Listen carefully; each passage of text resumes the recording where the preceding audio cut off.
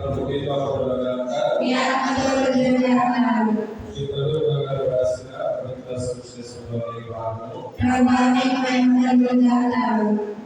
17వ అధ్యాయం 11వ వచనం నుండి 19వ వచనం వరకు. లూకా సువార్త 17వ అధ్యాయం 11వ వచనం నుండి 19వ వచనం వరకు. యేసు సమరయ గలిలయ ప్రాంతంలో వేసిన యెరూషలేము ప్రాంతంలో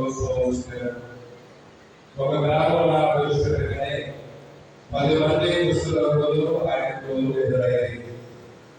వారు దూరంగా నిలుచుని గొంతెత్తి, ఓ యేసు ప్రభువా, మమ్ము కనికరించుము అని కేకలు.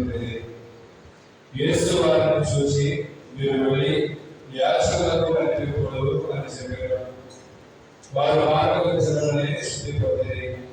అప్పుడు వారిలో ఒకడు తాను స్వస్థులకు గమనించి నిలబెట్టి దేవుని స్తుతించుచు తిరిగి వచ్చి యేసు పాదముల వద్ద సాగిలపడి కృతజ్ఞత తెలిపాడు. అతడు సమరయుడు. అప్పుడు యేసు 10 మంది శుద్ధులు కాలేదా? మిగిలిన 9 మంది ఎక్కడ? తిరిగి వచ్చి దేవుని స్తుతించువాడు ఈ అన్యుడు ఒక్కడేనా అని పిదప యేసు అతనితో, మీ విశ్వాసము నిన్ను స్వస్థపరిచినది, లేచి వెళ్ళుము అన్నాడు. ఇది క్రీస్తు సువిశేషం.